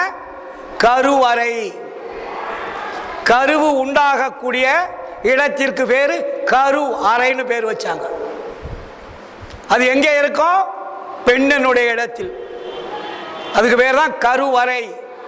அது ஒரு டேங்க், ஒரு வாட்டர் டேங்க் மாதிரி. அது இந்த வாட்டர் டேங்கில் தான் நம்ம எல்லாருமே வளர்ந்துட்டு இருக்கிறோம். அந்த வாட்டர் டேங்க்குள்ள என்ன இருக்கு தெரியுமா? 7 விதமான அணுக்கள் இருக்கிறது. ஐயா சொன்னார் இல்லையா, பெண்ணில் 4 ஆணையில் 3 அன்னுர வகுத்த அருட்பெருஞ்சோதி. ஆணுடைய விந்தில் 3 குவாலிட்டி, பெண்ணுடைய விந்தில் 4 குவாலிட்டி. இந்த 4, 3, 7 சேர்ந்து தான் கருவறைக்குள்ள போகும். கருவறைக்குள்ள போன உடனே அங்கே லாக் ஆகிடும். லாக் ஆகிட்ட உடனே கடைசி எத்தனை மாதம்? 300 நாள். 30 300 நாள் அங்கே கருவறையில் கண்ணு, மூக்கு, காது, மெய்யின், நரம்பு, எலும்பு, சதை மடக்கிறது, நீட்டு, எவ்வளவு பெரிய அவயங்களை அற்புதமாக கட்டி கொடுத்த இறைவனுக்கு என்ன நன்றி சொல்லி இருக்கிறீர்கள்? இந்த உடம்பை வேறு யாராவது கட்டி கொடுக்க முடியுமா? பிரம்மா கட்டி கொடுத்தாரா? சிவன் கட்டி கொடுத்தாரா? அந்த சிவன் அந்த கருவறையிலிருந்து வந்தவர் தான். வரலாறு படிச்சு பார்த்தீங்களா தெரியும். அப்போ உண்மை எங்கோ மறைந்து கொண்டிருக்கிறது. அந்த உண்மையை தேடி அலைந்து கொண்டிருக்கிறார்கள் மக்கள். அறிவியல் வல்லுநர்கள் அலைந்து கொண்டிருக்கிறார்கள், ஆராய்ச்சியாளர்கள் அலைந்து கொண்டிருக்கிறார்கள். உலகம் தோன்றிய வரலாறுகள் இதுவரையிலே தெரியாது. கண்டபடி கற்பனைகளிலும் விருப்பம் போல எழுதி வைத்திருக்கிறார்கள். உண்மையை யாருமே சொல்லவில்லை. ஆளாளுக்கு ஒரு கதை. இந்து மதம் பல கதை, கிறிஸ்துவ மதம் ஒரு கதை, இஸ்லாம் மதம் ஒரு கதை, பௌத்த மதம் ஒரு கதை. எல்லாமே கதைகள், எல்லாமே கதைகள் வள்ளலார். அதனால்தான் இது கலையை உரைக்க வந்த கற்பனை கதைகள். கலை என்றால் என்ன? செயல்பாடுகள். இந்த செயல்பாடுகள் நடப்பதை கதையாக சொல்லி மக்களை குழப்பி விட்டார்கள் என்று தெளிவுபடுத்துகிறார் வள்ளலார். இயல் வேதம் புராணம் இதிகாசம் முதலா இந்திர ஜாலம் கடையா உரைப்பர். மயலொரு பாட்டு ஸ்டக்காது, நல்ல தெளிவா சொல்லுவாரு. வேத ஆகமங்கள் என்று வீண்வாதம் ஆடுகின்றீர், வேதாகமத்தின் விளைவறியீர். சூதாக சொன்னதால் உண்மை வெளி தோன்ற உரைக்கவில்லை, என்ன பயனோ இவை? நீங்கள் வேதங்கள், ஆகமங்கள், புராணங்கள், இதிகாசங்கள் என்று சொல்லுகிறீர்கள். இந்து மதம் மட்டுமல்ல, உலகில் உள்ள அத்தனை மதங்களையும் சொல்லுகிறார் வள்ளலார். வேதம் என்றால் எதற்கு பெயர்? ஆகமங்கள் என்றால் எதற்கு பெயர்? புராணங்கள் என்றால் எதற்கு பெயர்? இதிகாசங்கள் என்றால் எதற்கு பெயர்? பிரித்து பாருங்கள், உண்மை தெரியும். எவ்வகை சார் மதங்களிலே பொய் வகை சாத்திரங்கள் எடுத்துரைத்து எமது தெய்வம் எமது தெய்வம் என்றே கைவகையே கதறுகின்றீர், தெய்வம் ஒன்றென்றறியீர். கரிபிடித்த கலகமிட்ட பெரியர் எனும் பெரியீர், ஐவகைய பூத உடம்பு அழிந்திடில் என் புரிவீர். அழி உடம்பை அழியாமையாக்கும் வகையறியீர், உய்வகையன் தனித்தந்தை வருகின்ற தருணம் இது, உற்றறிவின் உற்றிடுவீர், உண்மை உரைத்தேனேன்னு சொன்னார். கேட்டமா? இப்பொழுது கேட்டுக்கொண்டிருக்கிறோம். சன்மாரிகள் இப்பொழுது தெளிவாகிக் கொண்டிருக்கிறார்கள். புரியாதவர்கள் புரிந்து கொண்டுகிறார்கள், புரியாதவர்கள் தெரிந்து கொள்ள வந்து கொண்டிருக்கிறார்கள். இங்கே எல்லாமே இருக்கு. இங்கே புரிந்து கொள்ளுபவருக்கும் சரக்கு இருக்கிறது, புரியாதவர்களுக்கும் சரக்கு இருக்கிறது, மீண்டும் மீண்டும் தெரிந்து கொள்வதற்கும் சரக்கு இருக்கிறது. அதனால்தான் வள்ளலார் சொன்னார், இல்லாம எனக்கில்லை எல்லோர்க்கும் தருவேன், என்னுடைய பெரும் செல்வம் என் புகழ்வேன். சாதாரணமானதா? 150 150 ஆண்டுகள் என்பது மிக சாதாரணமானது. இது ஒன்றும் பெருசா நினைச்சிடாதீங்க. எல்லாருமே சொல்லிட்டு இருக்கோம் 150 ஆண்டுகள் ஆகிவிட்டது, இன்னும் சன்மார்க்கம் வளர்ச்சி அடையவில்லை. தப்பான வார்த்தை அது. உலக வரலாற்றிலே 150 ஆண்டுகள் என்பது சும்மா சாதாரணம். ஒரு யுகம் என்பது எத்தனை ஆண்டுகள் சொல்லுங்க சார்? 5000 ஆண்டுகள். இப்படி பல கோடி யுகங்களாக நாம் வாழ்ந்து கொண்டு வருகிறோம். இதுவரையில் உண்மை தெரியவில்லை. 1874 வள்ளலார் மிக அழகாக தெளிவுபடுத்துகிறார்.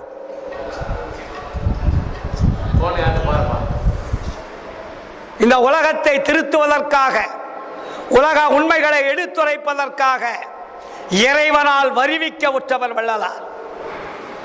ஏனென்றால் இத்தனை கோடி ஆண்டுகளாக உலகத்தில் உள்ள ஞானிகள், யோகிகள், சித்தர்கள் யாவருமே உண்மையை தெரியாமல் அவர்களுக்கு தெரிந்ததை மட்டும் சொல்லிவிட்டு சென்று விட்டார்கள். இதனால்தான் வள்ளலார் இறைவன் நேரடியாக பொறுக்க முடியாமல் மக்களை திருத்த வேண்டும் என்ற ஆர்வம் கொண்டு ஆன்ம நேய ஒருமைப்பாட்டு உரிமையுடன் வள்ளல் பெருமானை உலகுக்கு அனுப்புகிறார். இது ஒரு தனி மதம் அல்ல, தனி சமயம் அல்ல, ஜாதி அல்ல, எதையும் சார்ந்ததல்ல. இது ஒரு பொதுவானது, உலக பொது நூல். எல்லா மதங்களுக்கும் பொது நூல், எல்லா சமயங்களுக்கும் பொது நூல், எல்லா ஜாதிகளுக்கும் பொது நூல். அதனால்தான் வள்ளலார் சொன்னார், பிறந்த வரலாற்றை வள்ளலாரே பதிவு செய்கிறார். எதற்காக நான் வந்தேன் இந்த உலகத்திற்கு? இந்த உலகம் எப்படி இருந்தது? உலகம் எப்படி அழிந்து கொண்டிருந்தது? இந்த உலகத்தை மாற்றுவதற்காக எதற்காக என்னை இறைவன் அனுப்பினார் என்பதை அழகாக பதிவு செய்கிறார். உலகத்தில் எந்த ஞானியும் சொன்ன வரலாறு கிடையாது. அகத்தே கருத்து, புறத்து வெளுத்திருந்த உலகர் அனைவரையும். அங்க என்னன்னு போட்டார் வார்த்தை? சித்திகையா இந்தியான்னு போட்டாரா? தமிழ்நாடுன்னு போட்டாரா? இந்தியான்னு போட்டாரா? என்ன போடுற அந்த வார்த்தையில? அகத்தே கருத்து, புறத்து வெளுத்திருந்த உலகர் அனைவரையும். Total world. அகத்தே கருத்து, புறத்து வெளுத்திருந்த உலகர் அனைவரையும். அடுத்தது என்ன? சகத்தே திருத்தி சன்மார்க்க சங்கத்தை அடைவித்திட இகத்தே பரத்தை பெற்று மகிழ்ந்திடுவதற்கென்றே இறைவன் என்னை வருவிக்க உற்றேன், அருளை பெற்றேன். எங்க போய்? வைகுண்டத்தை போய் பெறுவதல்ல, சொர்க்கத்தை போய் பெறுவதல்ல, கைலாயத்தில் போய் பெறுவதல்ல. இகத்தே இந்த உலகத்தில் மனித சமுதாய கூட்டத்தோடு வாழ்ந்து அருளை பெற்று மக்களை திருத்துவதற்காக என இந்த உகத்தே இறைவன் வருவிக்க உற்றேன். சாதாரணமான வார்த்தையா இது? இன்னும் அடுத்தது தெளிவாக சொல்லுகிறார். பேருற்ற உலகில் ஒரு சமயம் அதன் எரியலாம், பேய்பிடிப்புற்ற பிச்சு பிள்ளை விளையாட்டு என்று உணர்ந்திடாது. எதுவுமே உணரல, காட்டினவனும் உணரல, கடைபிடிச்சவனும் உணரல, வாழ்ந்தவனும் உணரல. எப்படிப்பட்ட உலகமா? பேருற்ற உலகில் சமயம் அதன் எரியலாம், பேய் பிடித்து. எப்படி இருக்காது? பேய் பிடிச்சதுன்றாருங்க. எங்க இது சாதாரணமா சொல்ல முடியுமா ஒரு ஞானி? பேருற்ற உலகில் ஒரு சமயம் அதன் எரியலாம், பேய் பிடித்து. எப்படி பேயா? குரங்கு போல். குரங்கு பேய் பிடிச்சா எப்படி இருக்கும்? குரங்கே முதல் தாவி தாவி போறது. அதுக்கு பேய் பிடிச்சிட்டு அதனுடைய வேலை எப்படி இருக்கும்? அதுபோல் பிச்சு பிள்ளை விளையாட்டு என்று உணர்ந்திடாது உயிர்கள் பலவேதமுற்று அங்கும் இங்கும் போருற்று இறந்து வீண் போயினர். அதனால அங்க கேப் கொடுக்கிறார் வள்ளலாருங்க. இன்னும் வீண் போகாதபடி விரைந்தே, ஸ்பீடு விரைந்தே என்ன கொடுக்கணும்? புனிதமுறு சுத்த சன்மார்க்க நெறி காட்டி. சுத்த சன்மார்க்கத்தை கொண்டாது எங்க போடுறாரு பாத்தீங்களா? புனிதமுறு சுத்த சன்மார்க்க நெறி காட்டி. அங்க நெறியில் என்னப்பா கொடுக்கணும்? மெய்ப்பொருளை நன்குணர்த்தி. இது வெளியே நம்ம கிட்ட இருந்ததெல்லாம் பொய்ப்பொருள். இங்க என்ன சொல்றாரு? மெய்ப்பொருளை நன்கு உணர்த்தி ஏறுற்ற பேரில்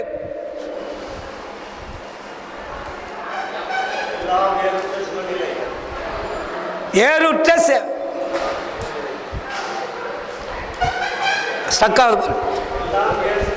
சுகநிலை நீர், அது அழகா சொல்றாரு. பேருற்ற உலகில் ஒரு சமயம் அதன் எரியலாம், பேய்பிடிப்புற்ற பிச்சு பிள்ளை விளையாட்டு என்று உணர்ந்திடாது உயிர்கள் பலவேதமுற்று அங்கும் இங்கும் போருற்று இறந்து வீண் போயினர். இன்னும் வீண் போகாதபடி விரைந்தே புனிதமுறு சுத்த சன்மார்க்க நெறி காட்டி மெய்ப்பொருளை நன்கு உணர்த்தி ஏறுற்ற சுகநிலை அடைந்திட புரித நீ என் பிள்ளையாதலாலே இவ்வேளை புரிக என்றிட்டனன். மனத்தில் வேறு என்னற்க என்ற குருவே, நீருற்ற ஒள்ளிய நெருப்பே, நெருப்பினுள் நிறைந்து ஒளி அகற்றும் ஒளியே, இருளகற்றும் ஒளியே. என்ன வார்த்தைகள்! தமிழ் விளையாடுகிறது. வள்ளலாருடைய அந்த தமிழ் இருக்கிறது எழுத்துக்கள் உலகிலே கிடையாதுங்க. வார்த்தை விளையாட்டு என்னென்ன பேசிட்டு இருக்கானுங்க. தமிழை விளையாடின ஒரே ஒரு, தமிழை வாரி இறைச்சி கூட்டு கூட்டா சேர்த்து விளையாடின ஒரே ஒரு மனிதன் உலக வரலாற்றில் வள்ளலார் தான். அதனால்தான் இதுல சொற்குற்றம், பொருள் குற்றம், இலக்கிய குற்றம் காண முடியாது திருவருட்பாவிலே. சாதாரணமா நினைச்சிடாதீங்க. அது கூட சொல்லுவாரு, அடிக்கடி ஸ்டக் ஆகுது. அதனால்தான் தமிழ் என்பது சாதாரணமான மொழி அல்ல, இறைவன் மொழி, இறைமொழி. மற்ற மொழியெல்லாம் மனிதர் மொழி, மனிதனால் தோற்றுவிக்கப்பட்டது. மற்ற மொழிகள் உலகில் உள்ள மொழிகள் அத்தனையும் இறைவனால் தோற்றுவிக்கப்பட்டது தமிழ் மொழி. ஆனால்தான் வள்ளலார் தமிழ் மொழியில் என்னை பிறப்பித்த இறைவா உனக்கு நான் எப்படி நன்றி சொல்வேன். பேசுதற்கும் எழுதுதற்கும் சுவைப்பதற்கும் என்ன அழகு, என்ன சுவை! சாதாரணமானது அல்ல. அதனால்தான் வள்ளலார் சொல்வாரு, எங்க இறைவன் நடிக்கிறாரா? சிற்றபையில் நடிக்கின்றாய், செந்தமிழில் வளர்கின்றாய். இறைவன் எங்கே அடிக்க வளர்றான்? சிற்றபையில். சிற்றபை என்பது ஆன்மா இருக்கக்கூடிய இடம். அப்ப வாய்ஸ், உருவடிவம், வரி வடிவம், ஒளி வடிவம், மூணை வெளியே பண்ணணும். இது மூணு வெளியே வரலன்னா நமக்கு தெரியாது. உருவடிவம் வேணும், வரி வடிவம் வேணும், ஒளி வடிவம் வேணும். புரியுதுங்களா?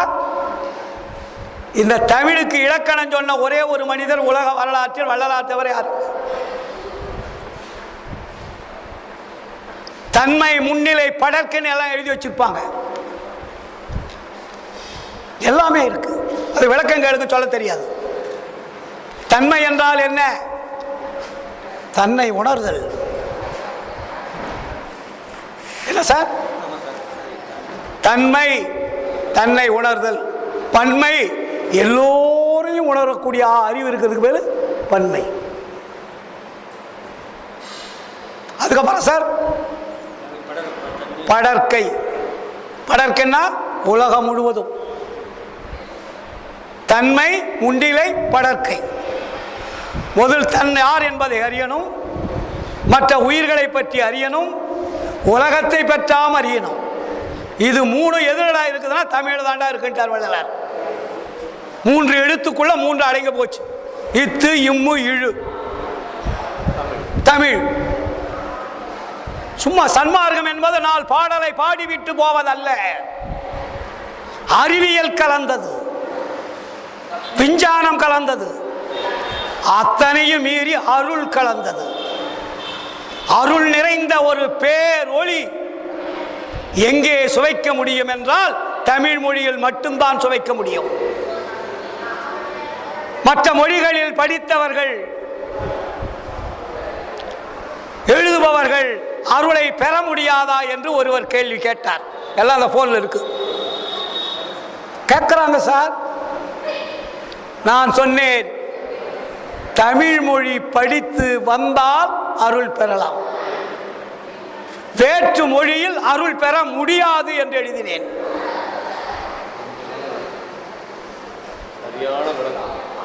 தமிழ் மொழியில் வந்து படித்து தேர்ச்சி பெற்று வள்ளலாருடைய கொள்கையை பின்பற்றினால் அருள் பெறலாம்.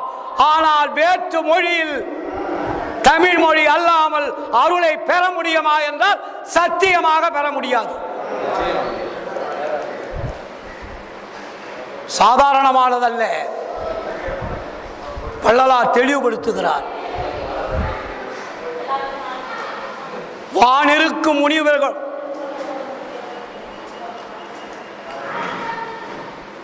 ஒரு அருமையான பாடல்.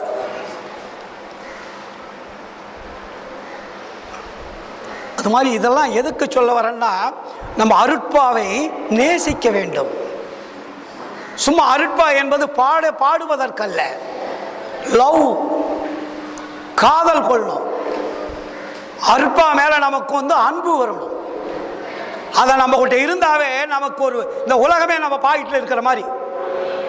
ஐயா நஞ்சுண்ட ஐயா சொன்னார், ஒரு வீட்டிலும் அருட்பா இருக்கணும். அந்த அருட்பா தான் நம்மளை காவல் காக்கக்கூடிய தெய்வமாக நினைக்கணும். அவ்வளவு பெரிய பொக்கிஷம் அந்த அருட்பாவில் இருக்கு. அது ஒரு மேக்னட் பவர். அது உள்ளே இருக்கக்கூடிய வரி வடிவம், உரு வடிவம் எல்லாம், ஒளி வடிவம் எல்லாம் ஒரு பெரிய அருள் சார்ந்தது. அதனால் நீங்கள் படிக்கிறீங்களோ படிக்கலையோ அருட்பா வாங்கி வீட்டில் வச்சு பாருங்க. அதுக்கப்புறம் உங்களுடைய வாழ்க்கை மாற்றம் எப்படி இருக்கணும். சும்மா விளையாட்டுக்கு சொல்லுவது அல்ல. ஏன்னா எல்லா ஆன்மாக்களும் நன்மை பெற வேண்டும், எல்லா ஆன்மாக்களும் பயன் பெற வேண்டும். ஆன்மா என்பது இன்னொன்று சொல்லிட்டாரு நம்ம தலைவர், ஆன்மா என்பது வெள்ளை வர்ணன்ட்டார். சொன்னார் இல்லைங்களா?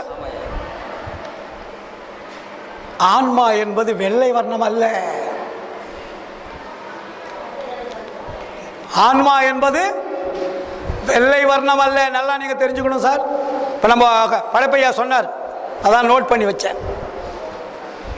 வள்ளலார் கொடி என்ன வண்ணத்தில் கட்டியிருக்காரு? மஞ்சள் வெள்ளை. முதல்ல ஏன் கொடி கட்டினாரு? கொடி கட்டினதனுடைய விளக்கம் என்ன நமக்கு தெரியுமா? சன்மார்க்க சங்கங்கள்ல எல்லாமே கொடி கட்டுறீங்க இல்லையா? சன்மார்க்கத்துக்குள்ளுடைய கொடி எல்லா இடத்துலையுமே நம்ம பறக்குது.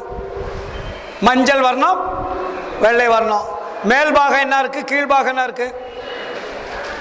சொல்லுங்க சார். சரி, இது தொங்கறத வச்சு சொல்றீங்க இல்லையா? ஒரு துணியில வைக்கிறீங்களோ ஒரு தட்டியில் வைக்கிறீங்களோ, தொங்கறத வச்சு மேலே மஞ்சளும் கீழே வேலையும் வைக்கிறீங்க. ஆன்மா தட்டியாவே இருக்கு. அதான் சொல்றேன், ஆன்மா என்பது தட்டை அல்ல. ஆன்மா என்பது ஒரு புள்ளி வடிவம். அந்த புள்ளி விரிகின்ற பொழுது அது வட்ட வடிவமாக வருகிறது வச்சுங்க. ஒரு புள்ளி, அந்த புள்ளி விரிவடைகின்ற பொழுது அதுக்கு பேர் என்ன? வட்டம் இல்லையா? அப்ப அந்த வட்டம் எப்படி இருக்கு? நம்ம ரவுண்டு வட்டம் தான் வச்சிருக்கிறோம். உலகம் ரவுண்டாக இருக்குது, உள்ள ரவுண்டா கிடையாது, தட்டாவும் கிடையாது. இப்போ பாருங்க, இன்னும் கொஞ்சம் நாள் மாறிக்கிட்டே இருக்கும். கோழி முட்டை வடிவமாக இருக்குது. ஞாபகம் வச்சுங்க, கோழி முட்டை எப்படி இருக்கு? கோழி முட்டை பார்க்குறீங்களா டெய்லி? கோழி முட்டையினுடைய வடிவம் தான் உலக வடிவம். உலகம் உருண்டைன்னு சொன்ன போது தட்டன்னாங்க, அப்புறம் உருண்டைன்னாங்க, இப்போ வந்து ஒரு ஸ்கூல்லேயே நீங்கள் பார்த்தீங்கன்னா உங்கள் டேபிளில் உலக உருண்டையை வச்சுக்கிட்டு எல்லாத்தையும் காட்டுவீங்க இல்லையா? இப்போ டேபிளில் மாணவர்களுக்கு உலகம் உருண்டையாக இருக்குன்னு வச்சிருக்கிறீங்க. ஸ்கூல் டேபிள் என்ன இருக்கு? உலகம் உருண்டையாக இருக்கிறது இல்லையா? சரி, உலகம் உருண்டை என்றால் அதற்கு திசைகள் எப்படி காட்டுவீங்க? சொல்லுங்க சார்.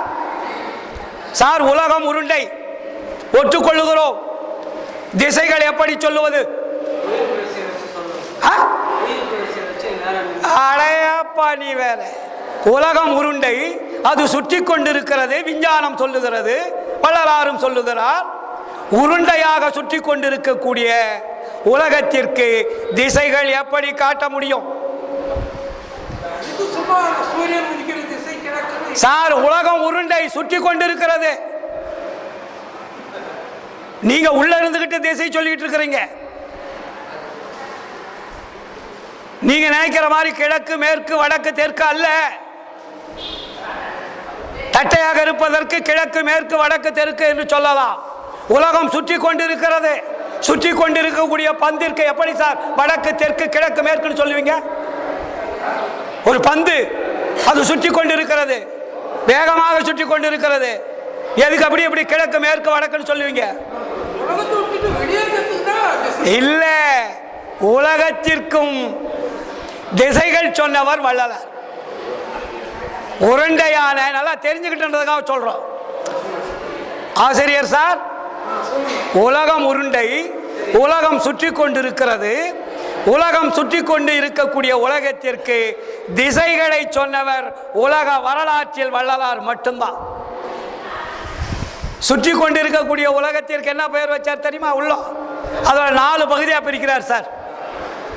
4 பகுதி என்ன? அகம். உருண்டையினுடைய சென்டர் பாயிண்ட் இருக்கு இல்லையா? உள்ளம். உருண்டை உலகம், உள்ள இருக்கக்கூடிய சென்டர் பாயிண்ட், மைய புள்ளி இருக்கு இல்லையா? உருண்டைக்கு சொல்றேன் நானு. உருண்டையினுடைய மையமாக உள்ளே இருப்பது, அதுக்கு பேரு அகம். அதற்கு வெளியே சுற்றி கொண்டிருப்பது அகப்புறம். புறம், புறப்புறம்னு பேர் வச்சார். அகம் என்பது ஆன்மான்னு சொன்னார் இல்லையா? தெளிவுபடுத்துறாரா? அகம் என்பது ஆன்மா, அகப்புறம் என்பது ஜீவன், புறம் என்பது கரணங்கள், புறப்புறம் என்பது இந்திரியங்கள். உடம்ப வந்து 4ஆ பிரிச்சார். இப்ப இந்த 4 எங்க இருக்கு? உடம்புக்குள்ள. அகம் என்பது என்ன? ஆன்மான்னு சொல்லிட்டார் இல்லையா? அப்ப அந்த உடம்பை என்ன பண்ணாரு? 2ஆ பிரிச்சார். அண்டம் பிண்டம்னு பிரிக்கிறார்.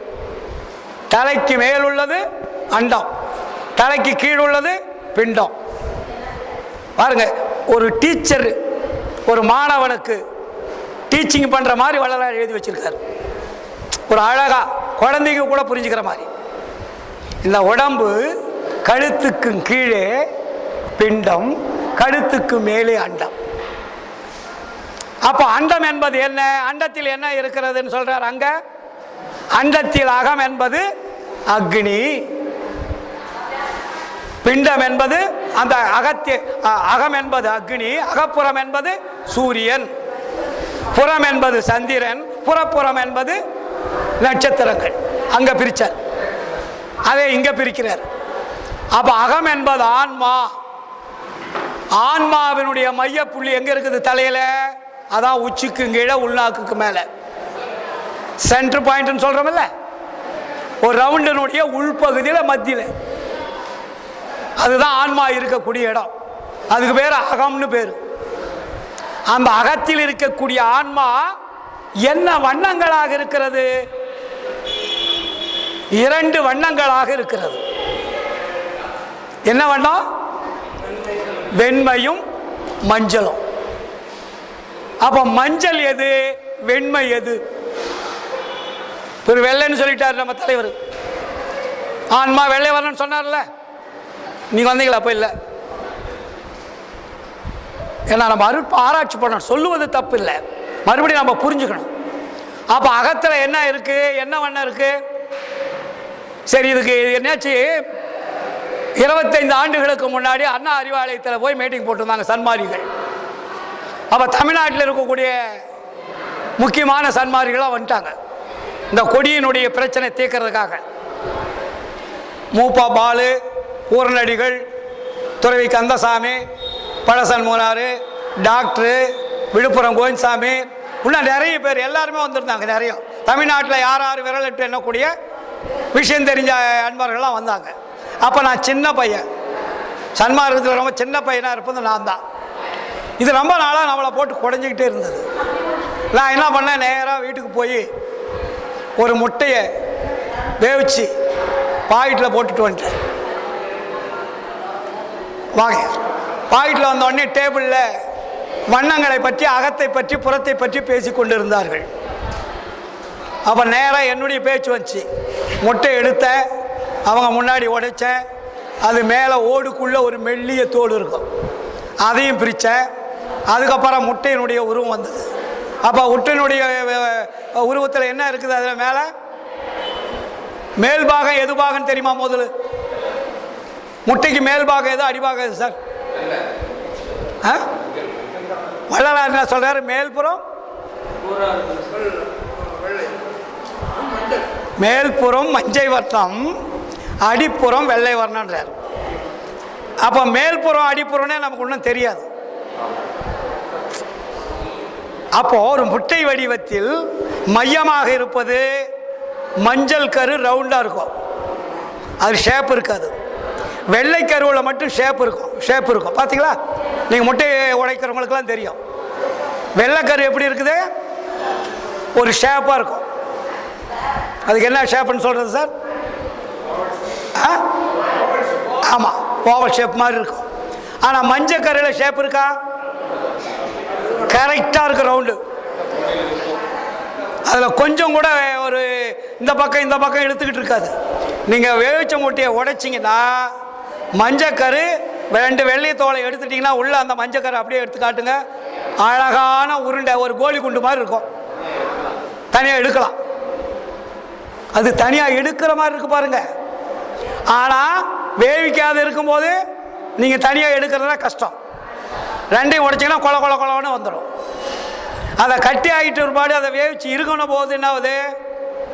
நீங்கள் வெள்ளையை எடுக்கலாம், மஞ்சளை எடுக்கலாம்.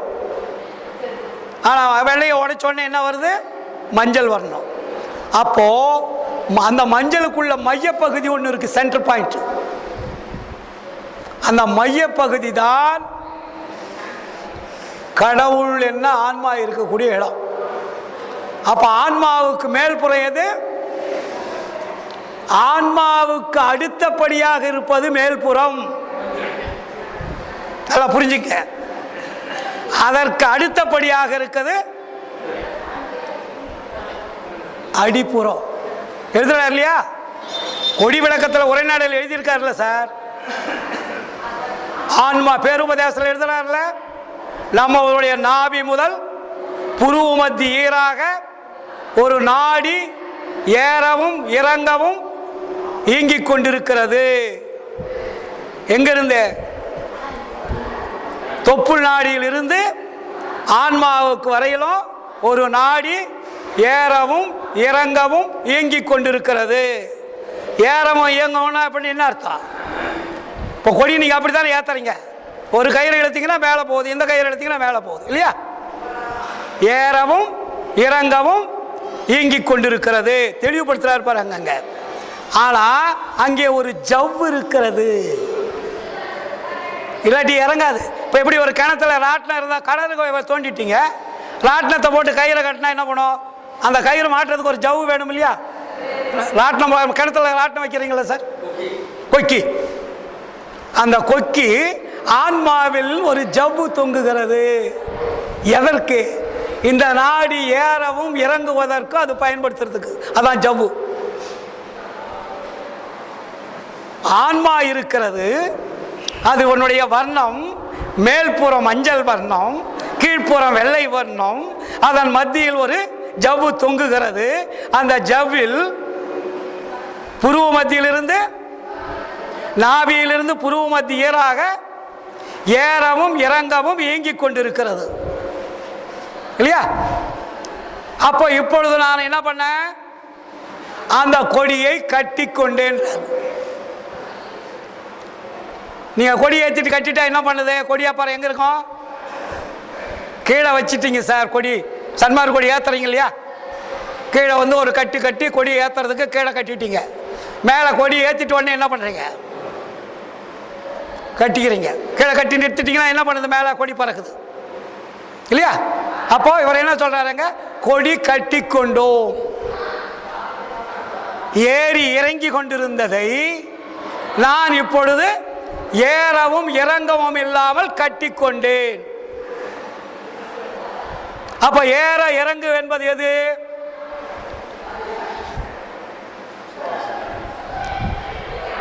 ஏற இறங்கு அதுதான் சுவாசம். அது எப்படி? 2 கயிர்களால் வந்து கொண்டிருக்கிறது. ஏறவும் இறங்கவும். நீங்க உள்ள 2 மூக்களை சுவாசிக்கிறீங்க. இது போய் இங்க ரவுண்டு போயிட்டு உள்ள போகுது, இது ரவுண்டு போயிட்டு உள்ள போகுது. இதுங்க போய் ஏறவும் இறங்கவும் இருந்துட்டு இருக்குது. எல்லாத்தையும் நிறுத்திட்டாரு முதல்ல வள்ளலார். பஞ்சபூதங்கள்ல 4 பூதத்தை நிறுத்துறார். கடைசியில வந்து காற்றை நிறுத்துறார். அது வெளியும் காற்றும் தேவைப்பட்டது அவருக்கு. அப்ப அமுத காற்று சுவாசிக்க ஆரம்பிச்சார். அமுத காற்று சுவாசித்த உடனே இந்த 3 காற்றுக்கும் வேலை இல்லை. விஷக்காற்று, பூதக்காற்று, உஷ்ணக்காற்று, அமுதக்காற்று. இந்த 4 காற்று பூலோகத்தில் இருக்கு. இந்த 4 காற்றையும் நாம் சுவாசிக்கிட்டு இருக்கோம். ஆனால் அமுத காற்றை அதிகம் சுவாசத்துக்கு பழகணும். போன மீட்டிங்கில் கூட சொன்னேன். அப்புறம் என்ன பண்ணுறாரு வள்ளலாரு? இந்த அமுத காற்றை விட்டு இறைவனுடைய அருளை மட்டும் ஏற்றுக்கொள்கிறார். இறைவனுடைய அருள் அமுதன்னு பேரு. இதுக்கு அமுத காற்றுன்னு பேர் வைக்கிறாரு. அங்க அருள் அமுதன்னு பேர் வைக்கிறார். கந்தையா கரெக்டா? இங்க அமுத காற்றுன்னு பேர் வச்சாரு. அங்க என்ன பேர் வைக்கிறாரு? இறைவன்கிட்ட இருந்து வாங்கும் போது அமுத காற்றல்ல, அது அருள் அமுதம். அதனாலதான் அருள் அமுதே நன்னிதியே அப்படின்னாருங்க. அங்க காற்றை கொண்டாடலங்க. இங்கே 5 பூதங்களில் 4 பூதங்களை கட்டுப்படுத்திட்டார். கடைசியில் இருக்கிற பூதம் காற்று. அது காற்று அமுத காற்று. அந்த அமுத காற்று வரும்போது உடம்பு மட்டும் இயங்குது. உணவு சாப்பிடுறதுல வள்ளலார் கடைசியில் என்ன பண்றாரு? அதையும் கட்டிக்கிட்டார். கட்டிட்டா என்ன அர்த்தம்? அருளை முழுமையாக பெற்றுவிட்டார். அங்கே உடம்பு இயக்கம் தேவையில்லை. இதுவரையிலே உடம்பு இயங்கி கொண்டிருந்தது. அது ஏறவும் இறங்கவும் இருந்தது. இப்பொழுது நான் கட்டிக்கொண்டேன். இப்போ ஏறவும் இறங்கவும் தேவையில்லை. அருள் முழுமையாகிவிட்டது. ஆதலால் உடம்பு பொன்னுடம்பாக மாறுகிறது. அருள் உடம்புக்கு என்ன வண்ணம்? அருள் உடம்புக்கு என்ன சார் வண்ணம்? தினமும் படிக்கிறீங்களே சார். பொன்னுடம்பு எனக்கு பொருந்திடும் பொருட்டாய் என்னுளம் கலந்த என் தனி அன்பே. தினமும் படிக்கிறீங்க அகவல். அப்போ என்ன உடம்பு? அருள் உடம்புக்கு என்ன வண்ணம்? பொன் வண்ணம். பொன்னுடம்பு எனக்கு பொருந்திடும் பொருட்டாய் என்னுளம் கலந்த என் தனி அன்பே. படிக்கிறீங்க இல்லையா? அப்போ வண்ணம் எதை? ஆன்மாவுடைய வண்ணம் என்ன வண்ணம்? பொன் வண்ணம். வெள்ளை வண்ணம் எது? உயிர். உயிரை ஒரே வண்ணமாக 2 வண்ணங்களை ஒரு வண்ணமாக மாற்றினார் வள்ளலார். 5 வண்ணங்கள் இந்த உலகத்தில் மொத்தம். இந்த 5 வண்ணங்கள் பஞ்சபூதங்கள். பஞ்சபூதங்கள் கலவையில் பல கோடி வண்ணங்கள். இதில் ஆன்மாவனுடைய வண்ணம் பொன் வண்ணம். வெள்ளை வண்ணம் இல்லை. அதுக்கு உங்களுக்கு புரியறதுக்காக சொல்றேன். ஏன்னா ஒரு ஏதோ சொல்றாரு பாவம், தெரிஞ்சுக்கணுன்றதுக்காக சொல்றேன். சொல்லுவது தவறல்ல, புரிந்து சொல்ல வேண்டும் என்பதற்காக. அப்ப ஆன்மாவனுடைய வண்ணம் பொன் வண்ணம். அப்பதான் இதை சொல்றாரு. என்ன மாதிரி உடம்பா மாத்தணுன்றாரு? பொன்னுடம்பாக மாற்ற வேண்டும். தினமும் உரைநடை பகுதியில் எழுதுறாருல, இந்த உடம்பை ஊன உடம்பே ஒளி உடம்பாக மாற வேண்டும். ஒளி வெள்ளையா இருக்குமா சார்? ஒரு தீபத்தை ஏற்றி வச்சிருங்க, அது என்ன கலரு? பொன் வண்ணம். தெரியுது இல்லை? சாதாரண ஒரு விளக்கலை எரியக்கூடிய தீபத்திற்கு வெள்ளை வண்ணம் வராது, வெளிச்சம் தான் வெள்ளையா இருக்கும். புரியுதுங்களா? அதனுடைய வெளிச்சம் இருக்குது இல்லையா, அது வெண்மையா இருக்கும். தீபம் என்பது சார் ஒரு சாதாரண ஒரு பல்பு போடுறீங்க வீட்டில், குண்டு பல்பு, அது நிறைய இருக்கு. அப்ப அந்த பல்புக்குள்ள என்ன இருக்கு? வண்ணம் ஒரு பீஸ் இருக்கு இல்லையா, சுவிட்ச் போட்ட உடனே அது உள்ள என்ன வெள்ளை வண்ணமா வருது? எல்லாரும் பார்க்கறதா சார். இதெல்லாம் நம்ம ப்ரூவ் பண்ணும் சார். ஆனா வர வெளிச்சம்லாம் வெள்ளை வண்ணமா இருக்கும். அதுபோல ஆன்மாவில் இருந்து வரக்கூடிய உயிர்கள் எல்லாம் வெள்ளை வர்ணம், ஆன்மாக்கள் எல்லாம் பொன் வண்ணம். இதுக்கு உதாரணம் வேணும்னா ஆணி பொன்னமலை காட்சிக்கு போங்க, அங்க விட இருக்கும். தனிப்பாடல்லாம் வருது இல்லையா, அங்க ஒரு பாடல்லையும் விளக்கம் சொல்றார். எதற்காக சொல்லுகிறேன் என்ற அன்பர்களே, நம்முடைய ஆன்மா பொன் வண்ணமானது. நாம் அந்த வண்ணத்தை உடம்பு முழுவதும் பொன் வண்ணமாக மாற்ற வேண்டும். அதனால்தான் பொன்னுடம்பு எனக்கு பொருந்திடும் பொருட்டாய் என்னுடன் கலந்த எந்தனி அன்பே. அப்ப பொன்னுடம்பு என்பது அது சாதாரண பொண்ணுன்னு சொல்ல வள்ளலாரு. இன்னொரு இடத்துல சொல்லுவாரு, நடராஜா எங்க இருக்கார், படிச்சுட்டு இருப்பாரு. பொன்னுடம்புக்கு இன்னொரு இடத்துல பொன்னுடம்புக்கு வேற என்ன பேர் வைக்கிறாரு சொல்லுங்க சார், தினமும் படிக்கிறீங்களே. பொன்னுடம்புன்னு சொல்றோம், பொன்னுடம்புக்கு இன்னொரு பேர் வைக்கிறாரு, மாற்று குறையாத பசும்பொன். நம்ம பொண்ணல்ல, பொன்னுடம்புனா நம்ம ஏதோ தங்கம் நினைச்ச கூடாதுன்னு அவங்க பிரிக்கிறாருங்க. அது என்ன பொண்ணு? மாற்று குறையாத பசும்பொன். என்ன வார்த்தைகள்! அந்த மாற்று குறையாத பசும் பொண்ணுதான் நம்மளுடைய ஆன்மா. அதனுடைய உண்மையான தோற்றம் அதுதான், இறைவனுடைய தோற்றம் அதுதான். சமய மதங்கள்ல கூட சொல்லுவாங்களே, சிதம்பரத்துக்கு என்ன பேரு? சிதம்பரத்துக்கு ஒரு பேர் வைப்பாங்களா சார்? சிதம்பரத்தில் இருக்கக்கூடிய கோயிலில் என்ன பண்ணுவீங்க? அங்க இருக்கக்கூடிய ஒரு இடத்துக்கு என்ன பேரு? பொன்னம்பலம். சிதம்பரத்தில் இன்னைக்கு சொல்றாங்க இல்லையா, பொன்னம்பலம்னு பேர் வச்சிருப்பாங்க. பொன்னம்பலம் என்பது நம்ம வள்ளலார் பார்த்த சிதம்பர ரகசியம். மற்ற இடத்துக்கு பொன்னம்பலம் பேர் கிடையாது. இந்த ரகசியம் வச்சிருக்கிற இடத்துக்கு மட்டும்தான் பொன்னம்பலம். புரியுதுங்களா? பொன்னம்பலம் என்பது இறைவனுடைய தேகம், ஆன்மாவனுடைய வண்ணம். அதனாலதான் வள்ளலார் பல இடங்கள்ல அது மாற்று குறையாத பசும்பொன், அதுக்கு பேரு சுத்த பிரணவ ஞான தேகம்னு பேர் வச்சார். மாற்று குறையாத பசும்பொண்ணுக்கு என்ன பேரு? சுத்த பிரணவ ஞான தேகம். கர்ம தேகத்துக்கு அந்த வண்ணம் வராது. சுத்த தேகம் சொல்றார் இல்லையா, பிரணவ தேகம் சொல்றார். சுத்த தேகத்துக்கு அந்த வண்ணம் கிடையாது, பிரணவ தேகத்துக்கு அந்த வண்ணம் கிடையாது. சுத்த பிரணவ ஞான தேகம் என்ற மூன்று தேகமும் ஒன்றோட ஒன்று இணைந்து முத்தேக சித்தி ஆனாதான் அந்த வண்ணம். அதுக்குதான் அதுக்கு பேரு முத்தேக சித்தின்னு பேர் வச்சார். அது மாற்று குறையாத பசும்பொன், அதுக்கு மரணமிலா பெருவாழ்வு.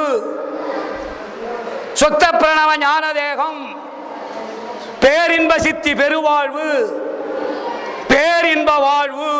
எத்தனை பேர் வைக்கிறாரு அதுக்கு? எப்படி எப்படிலாம் புரிஞ்சுக்கணும்னு சொல்றாரு. இத்தனையும் சொல்லுகின்ற வள்ளலாருடைய கொள்கைகள், கருத்துக்கள், ஆன்ம சிந்தனைகள், அறிவு குவியல்கள் எல்லோரும் தருமபுரி மாவட்ட அன்பர்கள் எடுத்து எடுத்து புசிக்க வேண்டும். உங்களுக்கெல்லாம் ஒரு பெரிய ஒரு குடுப்பனை சார். இந்த ரகசியம் மற்றவங்களுக்கெல்லாம் ஒன்றும் எங்க கிடைக்கல நிறைய இடங்களுக்கு. ஏன்னா உங்ககிட்ட தான் நான் அதிகமாக பேசிட்டு இருக்கேன். மற்ற மாநிலத்தில் உள்ளவர்களுக்கோ மற்ற மாவட்டங்களில் உள்ளவர்களுக்கோ ஏதோ ஒரு தலைப்பை கொடுத்துட்டு பேசுறாங்க, நான் அதை தலைப்பு பேசிட்டு வந்துடுவேன். ஆனால் இங்கே தலைப்பை கொடுக்காத விடுறீங்க. நான் இஷ்டம் போல உங்களுக்கு உண்மைகளை சொல்றேன். இங்கே தலைப்பு கிடையாது. ஏன்னா இதெல்லாம் வந்து ஒரு நீங்க கோடி ரூபாய் கொடுத்தால் கூட பெருமைக்காக நான் சொல்லவில்லை, எனக்கு தெரிந்தது என்பதற்கு காட்டுவதற்காக சொல்லவில்லை. வள்ளலார் காட்டிய உண்மைகளை சாதாரண பாமர மக்களும் தெரிந்து கொள்ள வேண்டும் என்ற ஆர்வத்தினால் சொல்லுகிறேன். இதை வைத்து கோடி கோடியாக பணம் சம்பாதிக்கக்கூடியவர்கள் இந்த நாட்டிலே உண்டு. ஏன்னா வள்ளலார் நமக்கு சொல்லியது என்ன? அப்பா நான் வேண்டுதல் கேட்டு அருள் புரிதல் வேண்டும், ஆறு உயிர்கட்கெல்லாம் நான் அன்பு செயல் வேண்டும், எப்பாரும் எப்பதமும் எங்கனம் நான் சென்றே என் தந்தை நினது அருட்புகழை இயம்பியிடல் வேண்டும், செப்பாத மேனில மேல் சுத்த சிவமாகும் திகழ்ந்தோங்க அருஜோதி செலுத்தியிடல் வேண்டும். தப்பேது நான் செய்யணும். ஸ்ட்ராங் பண்றாங்க. தப்பேது நான் செய்யணும், நீ பொறுத்தல் வேண்டும், தலைவா உன்னை நான் பிரியாத நிலைமையும் வேண்டுவனே என்று கூறிக்கொண்டு எனக்கு வாய்ப்பளித்த அத்தனை அன்புள்ளங்களுக்கும் உளமாற மனமாற நன்றியும் வாழ்த்துக்களையும் தெரிவித்துக் கொண்டு நீங்கள் எல்லோரும் எல்லாமும் பெற்று பேரின்ப பெருவாழ்வை அடைய வேண்டும். எல்லாம் வல்ல அருட்பெருஞ்சோதி ஆண்டவர் உங்களுக்கு எல்லா இல்லங்களிலும் தோன்றாக துணையாக இருந்து உங்களை தட்டி எழுப்பி விழிக்க வைத்து நல்வாழ்வு அளிப்பார் என்று கூறிக்கொண்டு எல்லா உயிர்களும் இன்புற்று வாழ்க, கொல்லா நெறியே குவலை அமலாம் ஓங்குக என்று கூறிக்கொண்டு என்னுடைய சிறிய உரையை நிறைவு செய்கிறேன். நன்றி, வாழ்த்துக்கள், வந்தனம்.